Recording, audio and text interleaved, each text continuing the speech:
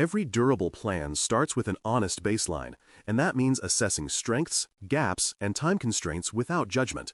List the domains and quickly mark where you have daily hands-on exposure, where you have conceptual familiarity, and where you feel rusty or uncertain. Then look at your calendar the way a project manager would. Fixed commitments, predictable windows, and true constraints like travel, caregiving, or on-call rotations. When you match the two views, knowledge map and time map, you learn what you can reasonably cover in a week and where you must be surgical. This framing turns vague intentions into capacity-aware goals that fit the life you actually lead. With capacity in view, map domains to weekly, doable study blocks that have names, times, and endings. A block should be long enough to think deeply, typically 45 to 90 minutes, but small enough to schedule around work and personal life without constant rearranging. Assign one primary domain emphasis per week and sprinkle 2 short blocks for cross-domain refreshers so you do not silo knowledge. Anchor each block to a specific day and time and treat it like a recurring meeting with yourself. Calendar invites and phone alarms are fair game because they offload memory. When blocks live on the calendar, they stop being aspirational and start being events you simply show up for and complete. For consistency, select one primary resource to serve as your backbone text, guide, or long-form reference, and commit to it for sequencing and terminology. Switching sources every few days creates friction costs, new phrasing, new diagrams, and different depth at odd moments. Your backbone provides the through line, while supplemental resources play focused roles, clarifying a fuzzy topic, offering a deeper dive, or providing practice questions in the week's emphasis. This blend protects you from 2 common traps, either getting stuck in a single voice that never clicks or drowning in a pile of partially read materials. Consistency accelerates comprehension because your brain learns where to find ideas and how they connect across chapters. Daily micro-goals keep momentum high by defining what done means for each session before you start. Read pages 20 to 30 and produce a 4-sentence summary of access control models in your own words beats study access control by a mile. A good micro-goal is concrete, finishable in one sitting, and easy to check for completion without guesswork. Pair the goal with a short objective for retrieval, like answering 3 self-made questions out loud at the end of the block. When you design sessions this way, you reduce decision fatigue, you close loops cleanly, and you build a pleasant rhythm of small wins that stack into real progress. Spaced repetition turns "I understood it once" into "I can still recall it on demand," which is the skill the exam measures. After your first exposure to a concept, schedule at least 3 revisits, the next day, 3 to 5 days later, and a week or 2 after that. Each revisit should be short and active. Flashcard prompts you wrote yourself, a fast verbal explanation, or 1 or 2 targeted practice items.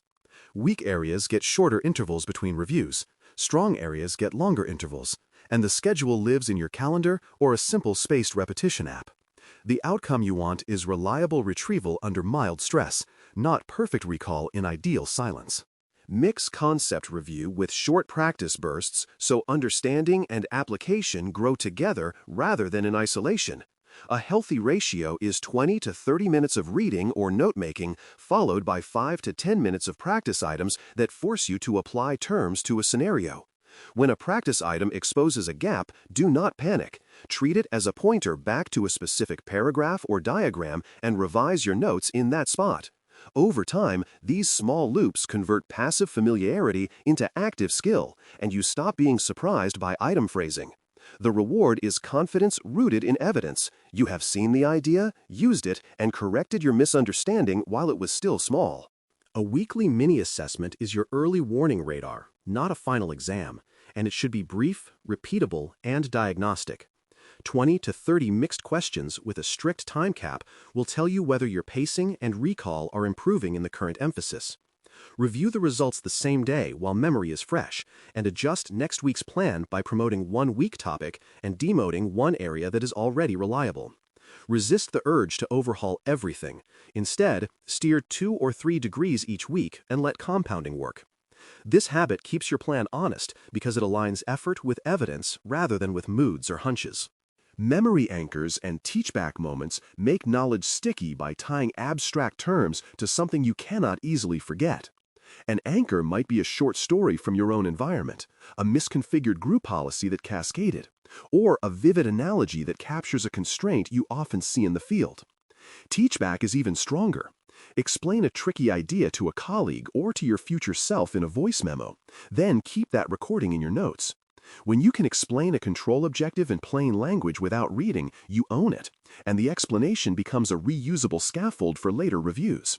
These anchors reduce cognitive load on test day because your brain follows familiar tracks.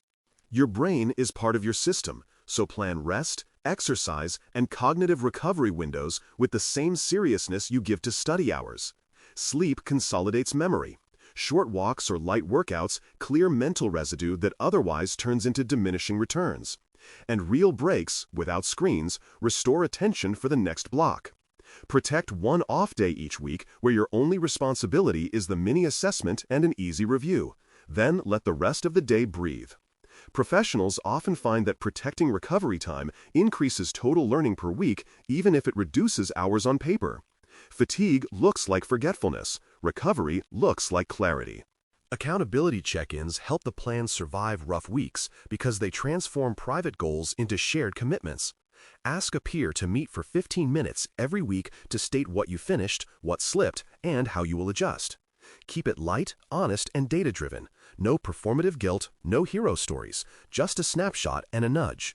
If you cannot find a partner, write a weekly note to yourself with the same sections and place it in a running log. Reading last week's note before you plan the next 7 days creates a clean handoff. The point is not pressure, it is continuity. As the exam approaches, define an exam week taper and final review that prioritizes clarity over volume. 3 to 5 days out, cut total study time by a third, then by half, and shift the mix toward light retrieval. Flash prompts, one-page summaries, and a handful of practice items to keep pacing familiar. The day before, do a short confidence pass across your personal weakness list, then stop early and protect sleep, hydration, and a calm evening routine. Your goal is to arrive mentally fresh with polished recall rather than stuffed with last-minute facts that wash out under stress. Tapering respects how memory works under pressure. Even the best plans meet friction, so pre-write contingencies for slips, setbacks, and disruptions before they happen. Decide in advance what you will do if you miss 3 sessions in a week, if a family event reshapes your evenings, or if a topic refuses to click after multiple passes. A typical rule is, when 2 or more blocks are missed, add 1 makeup block to next week and drop the lowest priority task. When a topic resists, schedule a concentrated rebuild session with a different resource and a teachback the next day. Contingencies keep you from negotiating with yourself at midnight when willpower is low. Systems beat moods. To bring it all together, stitch the plan into your calendar as living blocks with names, goals, and brief notes attached to each completed session. Keep a single running document with week-by-week summaries, mini-assessment deltas, and small decisions you made, because those notes become a map you can trust when doubt creeps in.